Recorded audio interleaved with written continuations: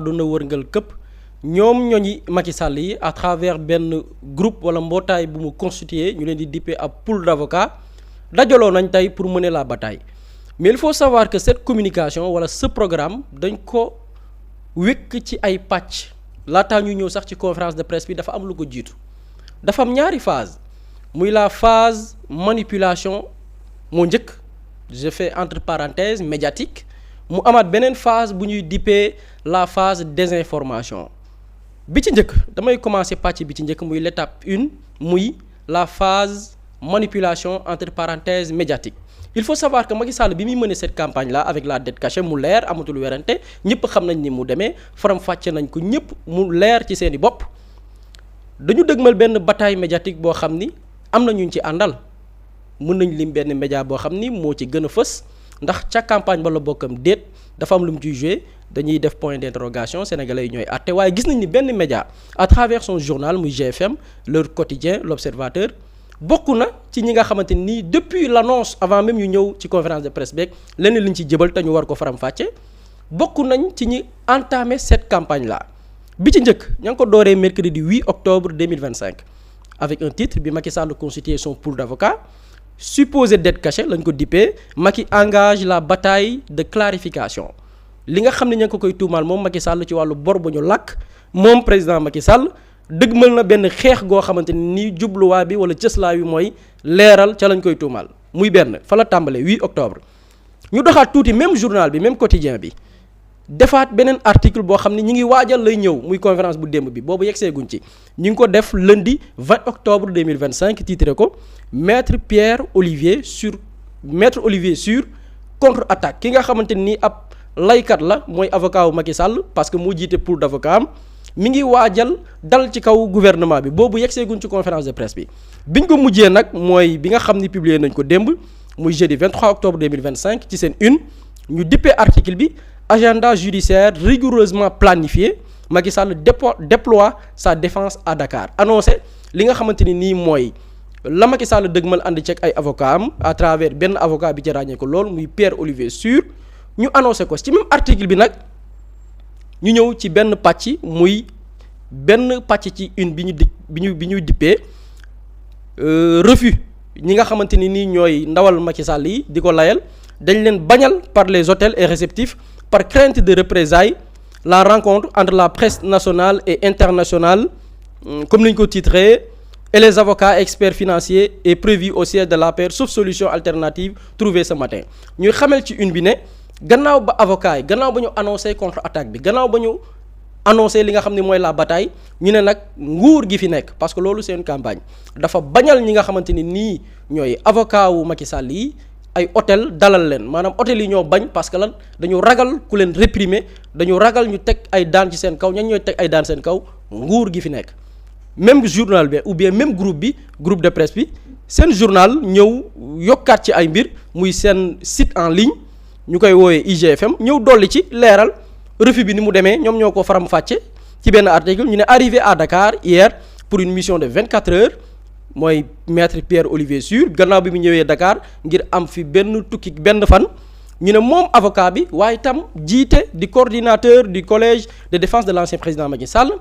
se retrouve face à un obstacle inattendu la conférence de presse destinée à clarifier la position de l'ex-chef de l'État dans le dossier de la dette cachée ne peut se tenir comme prévu ñu xamal ni moom avocat bi di wuyu ci turu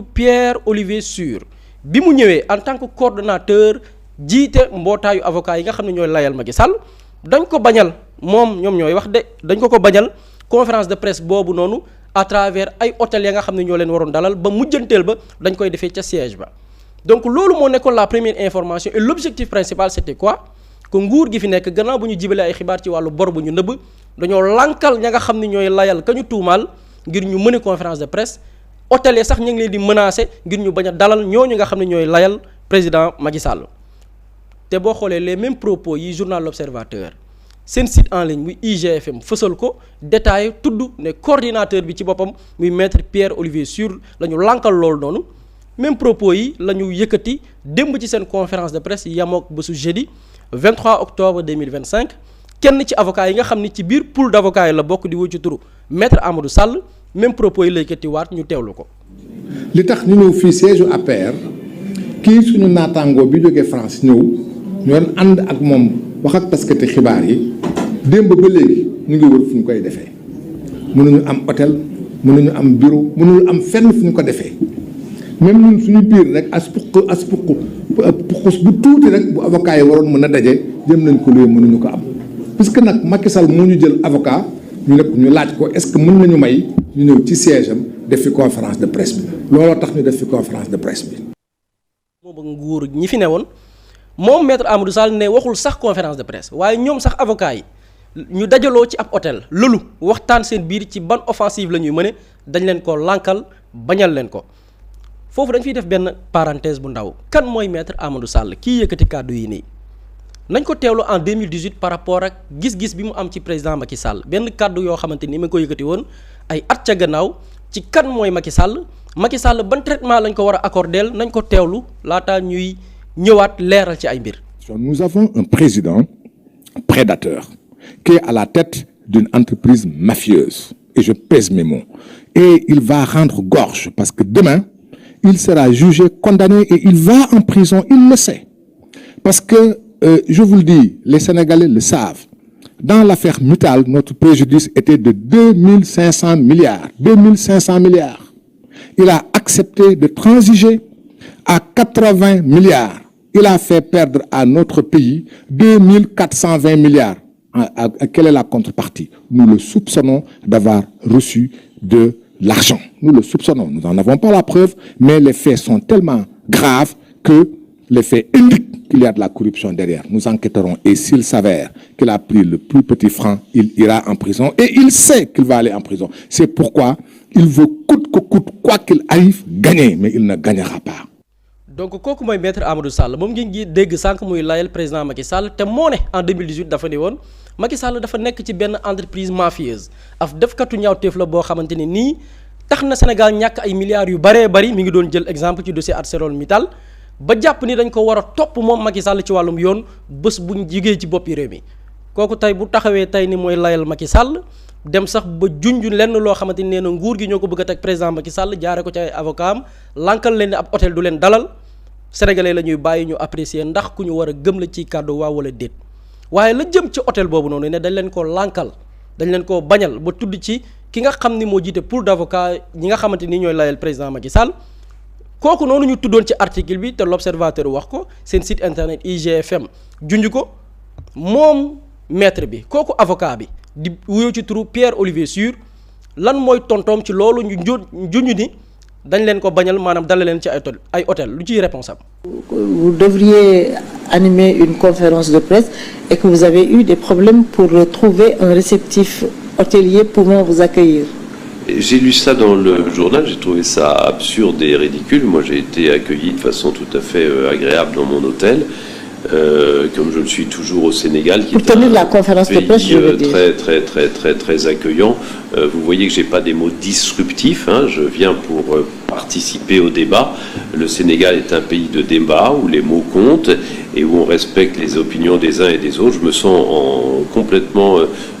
bienvenu au Sénégal, même si je suis pas d'accord avec certains, mais je suis d'accord avec d'autres. Et je dois dire que tout ça est très fluide. Ce dont vous me dites que, effectivement, j'ai vu dans un journal ce matin, je suis pas au courant, moi. Donc loolu la maître Pierre Olivier Sur wax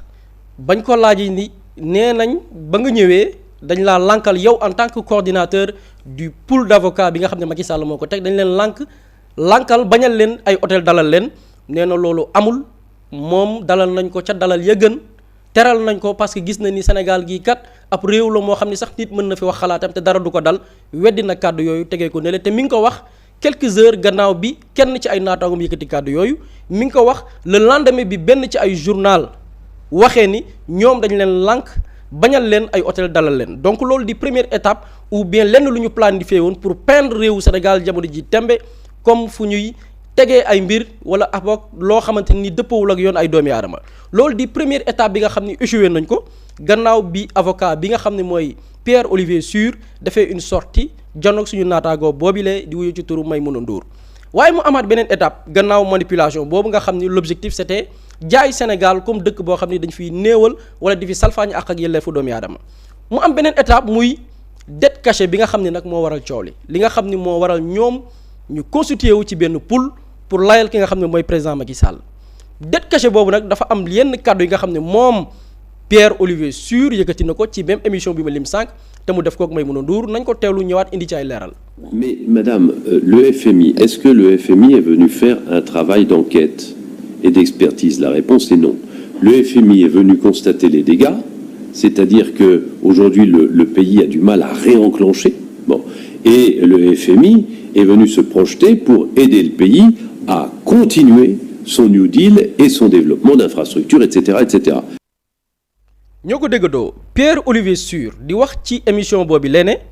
FMI ñëwul woon Sénégal ngir def liggéeyu enquête wala boog ab expertise maanaam caytu données yi nga xam ni nguur gi fi nekk fësal nañ ko mu ne FMI la ko indi woon Sénégal mooy seet ndax réew mi jafe-jafe yi mu nekk naka lañ ciy génnee ndax nee na Sénégal am na ay jafe-jafe FMI daf fi ñëwoon pour xool dooleel nguur gi ci seen projet New Deal bi nga xamante ni nii programme bu yees bi nga xam ne teg nañ ko ngir doxal réew mi waaye tamit projet d'infrastructure yi nga xamante ni réew mi ngi koy dëgmal FMI loolu ko indi woon Sénégal pour waxtaan ceeg waa réew mi loolu la wax waaye ñun def nañ tamit suñuy vérification ndax bu ñu xoolee mbootaay ci mel ni waa FMI dëkk bu ñu dem di fa amal ab mission du ñu yem ca déclaration yi ñuy def ca biir réew ma waaye bu ñu ñibbee ca mbootaay ba leen yónni dañuy génne ab communiqué FMI mi ngi defoon ab voyage fii ci Sénégal le 27 août 2025 wala boog la jiitu 27 août parce que 27 août 2025 la ñu génnee ab communiqué muy ab communiqué de presse numéro 25/282 bi nga xam ne ñu ngi ko publié le 27 août 2025 waa FMI ñooy wax information bi mi ngi disponible ci seen site web leur site officiel ñu ne une mission du Fonds monétaire international FMI ab mission boo xam ne FMI moo ko santaane moo yebal ay ndawam te ki ko jiite woon di wuyoo ci turu monsieur Edouard Gemayel ñëw nañ Sénégal diggante 19 jàpp 26 août 2025 ngir waxtaanee li nga xam ne mooy ay mesures ay ndogal yi nga xamante ne nii nguurug Sénégal jël na ko gannaaw bu ñu publier benn rapport Cour des comptes le 12 février 2025 ñu ne ñoom mission bi échangé nañ waxtaan nañoo ki nga xam ne ñi nga xam ne ñooy autorités yi ak yan action la ñu war a mëne ngir traiter li nga xam ne mënees nañ ko dippee déclaration erronée maanaam mooy dette cachée bi nga xamante ni nii nguur gi fësal na ko laataa sax ñu koy examiner ñoom ñi nga xam ne ñooy waa FMI ca conseil d'administration bu FMI jaaree ko ci benn revue caytuwaat li nga xam ne mooy situation wu dette bi muy bor bi waaye tamit waxtaanee lépp loo xamante ni nii ñeel na ab programme bu yees boo xamante ni nii FMI noppi na ngir gunge ci réewum Sénégal waaye waa FMI yamuñ ci kaddu ki nga xam ne moo jiitoon mission boobu noonu di wujoo ci turu Gemayel monsieur Edouard Gemayel moom dafa def déclaration ñu ne ñoom équipe bu service bu FMI ñi ngi saluer di rafetlu dogu gi nga xamante ni nguuru Sénégal yi nga xamante ni nii ñoo koy incarner jël nañ ko ci doxal li nga xam ne mooy transparence maanaam jubal jubanti jël seeni responsabilité par rapport ak budget ba nañ ko doon doxalee ci réew mi gannaaw ba ñu fësalee ñoom waa nguur gi yenn ci ay déclaration yoo xam ne nguurug Macky Sall jël nañ ko ñoom waa FMI dippee ko déclaration erronée ñu rafetlu taxawaayu nguuru Sénégal ca responsabilité yi nga xamante ni jël nañ ko ñeel lañ fi fekk donc lii mooy réponse bi weddi kaddu Pierre Olivier Sur ci lim ne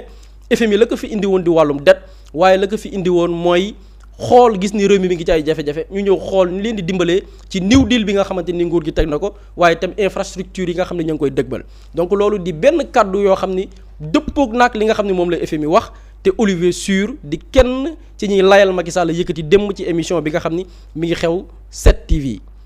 waaye Pierre Olivier Sur yamu ci dafa yëkkatiwaat yeneen kaddu nañ ko taataan ñëwaat indaat ci ay leeral. Et le FMI a pris acte du fait que l'administration actuelle lui a dit qu'il y avait eu des problèmes sur la présentation du budget et la dette, mais le FMI n'est pas venu travailler pour savoir ce qui s'était passé. Le FMI a simplement pris acte qu'on lui disait qu'il y avait un problème, que ce problème était peut-être d'un misreporting, c'est-à-dire d'une appréciation des mots, et qu'en tout cas maintenant il fallait se remettre au travail. Voilà ce qu'a dit le FMI.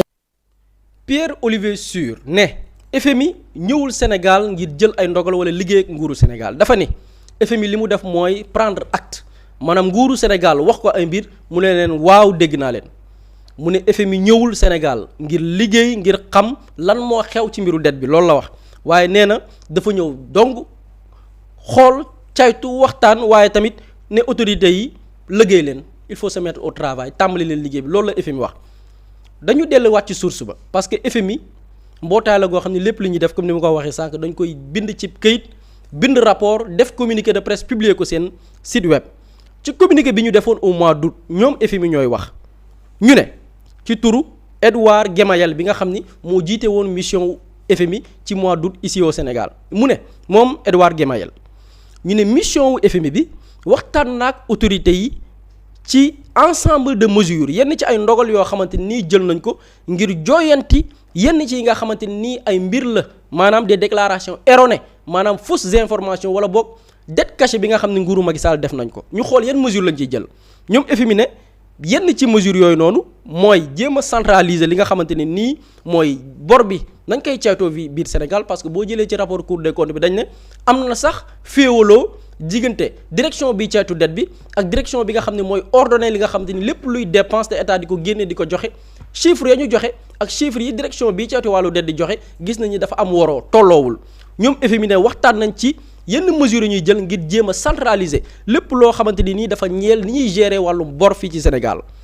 yenn ci mesures yi mooy renforcer li nga xamante ni nii mooy comité national de la dette publique benn mbootaay goo xamante ni lépp loo xam ne dañ koy leb ci turu Sénégal naka lañ koy caytoo ñoom FMI ne càmbar nañ ci biir moomu noonu ñu ne waxtaan nañ tamit ci l'achèvement de l'audit exhaustif des arriérés de paiement lancé par l'inspection générale des finances le 21 juillet 2025 maanaam yenn ci ay bor yoo xam ne état bu Sénégal la fayagu ko yenn ci ay bànqaas yoo xam ne lëkkaloo nañu ak état waxtaan nañ ci ngir xool loolee naka lañ ci mën a defee ay jooyanti ngir lépp teguwaat ci yoon donc ki nga xam ne mooy Pierre Olivier Sur bu ñëwee ni FMI dafa rek prendre acte ne dégg naa leen waaye tàmbali leen liggéey wax ji doy na FMI waxul loolu FMI nee ne liggéey nañ sax ci yenn mesure la ñuy teg ngir mbirum dette boobu noonu naka lañ koy centraliser ba waroo dootul am diggante ay banqaas yi nga xam ne ñooy caytu dette ba ak bu ñu lebee ba pare naka lañ koy dépenser waaye Olivier Sur ba tey doyalul defaat na beneen sortie nañ ko teewlu ñëwaat indaat ci ay leeral. Mais le FMI jamais n'est venu faire un rapport sur l'état de la présentation des comptes et des budgets et de l'endettement du pays sous Macky Sall. Ils n'ont pas fait ce rapport-là. moom Olivier Sur dellu ci tegaat ni FMI ñëw fi ngir def rapport maanaam ab këyit goo xam ne daf koy tëgg mu leer présenter lenn ci ay compte loo xamante ni nii ay mbir la yu nguuru Macky Sall def ñeel nañu yore budget ba ñeel tamit la nga xamante ni mooy bor wi nga xam ne gàll nañ ko ci loosu sénégalais yi te ñu ko def ni nguuru Macky Sall mu ne FMI defu ci rapport loolu itam ngir bañ a jël suñuy kàddu bopp dañoo delluwaat ca source ba muy FMI ba nga xam ni yebaloon na ab ndaw FMI le 3 octobre weer wii ñu ne ba mu amee ñetti fan atum 2025 bii FMI dafa génneewaat communiqué comme ni mu ko waxee léegi ñoom lépp lu ñu def dañ koy tërg ci ab bataaxal publier ko seeni site muy des informations officielles dañu génnee benn communiqué de presse numéro 25/330 ñi ngi tuddee communiqué bi déclaration de la directrice générale du FMI Kristalina Georgieva sur le Sénégal maanaam bii newul sax ab ndaw moo wax waaye ka nga xam ne moo jiite FMI di seen directrice générale moo wax mu ne ci kàddoom nous avons informé aujourd'hui le conseil d'administration des progrès réalisés et de l'état des discussions sur le programme c'est-à-dire que ñoom waa FMI ci turu ka leen jiite mu ne ñoom informé nañ ñi nga xamante ni ñooy seen conseil d'administration yenn ci ay progrès ay jéego yi nga xam ne état bu Sénégal def na ko ba ñi ngi dëgmal sax li nga xamante ni nii la ñu war a discuter ci li nga xam ne mooy programme bu bees bi nga xam ni FMI war na ko tëgg ak Sénégal ñu ne sur la base des travaux en cours maanaam ñoom yenn ci ay liggéey ya nga xam ne ña ngi koy def ak état bu Sénégal sukkandiku ci ay données ci ay rapports ñu ne nous sommes bien placés pour avancer rapidement sur tous les fronts noppi nañ sax ngir gaawal seen jëflante diggante état bu Sénégal ñu ne les services du FMI sont pleinement engagés à travailler en étroite collaboration avec les autorités sénégalaises dans la période à venir ñoom à travers seeni bànqaas yi nga xam ni ñoo bootu ci yi nga xam ne ñooy FMI engagé wu nañ ngir liggéey jooyanti li nga xamante ni Sénégal autorités yu bees yi fi lañ fekk réew mi ngir ñu jël ci ay mesures ci yi nga xam ni mooy bés yi ñu dëgmal te jamono jii ci mbir yooyu la ñu toll ngir gunge Sénégal à travers la nga xam ni ay rapport la ay liggéey la yoo xam ni présenté nañ ko li nga xamante ni nii mooy seen conseil d'administration donc ñu gis ni ñaari étapes yii moo constitué moo sabab li nga xam ne mooy conférence de presse wala bataille bi nga xam ne l'observateur annoncé woon na ko te Macky Sall dëgmal ko jàngat nañ bataille ba jiitu muy la bataille médiatique gis nañ ni la ñu wax ak la réalité dëppoowul d'ailleurs kenn ci ñoom moo weddi muy le coordinateur bi ñu waxoon ni moom la ñu bañal ay hôtel recevoir ko gis nañu du dëgg moom ci wàllu boppam weddi na ko yëkkati kàddu yoo xam ni waroog naag ñenn ci ay naataangoom ñu mën ci lim kenn muy maître Amadou Sall ñaareelu étape bi muy yëkkati ay fausse information jagleel ko waa FMI wala wax loo leen lu ñu waxul jàngat nañ ko ci loo xam ne du suñuy kàddu ñun waaye dañu dem vers la source muy FMI à travers des communiqués officiels yi ñu publier ñu leeral ni lii Olivier Sur wax dara dëppoowu ceeg li nga xam ne mooy la réalité ñoom bind nañ ay rapport liggéey nañu ak état bu Sénégal ci la dette cachée reconnaître nañu dette cachée am na ñoom waa FMI donc leneen li ci topp yëpp diversion la désinformation leeral yooyu la ñu bëggoon indi par rapport ak cette polémique bi nga xamante nii nguurug Macky Sall ànd ceeg ay pool d'avocats am ñoo ngi koy mëne actuellement. Sénégal a la Chine.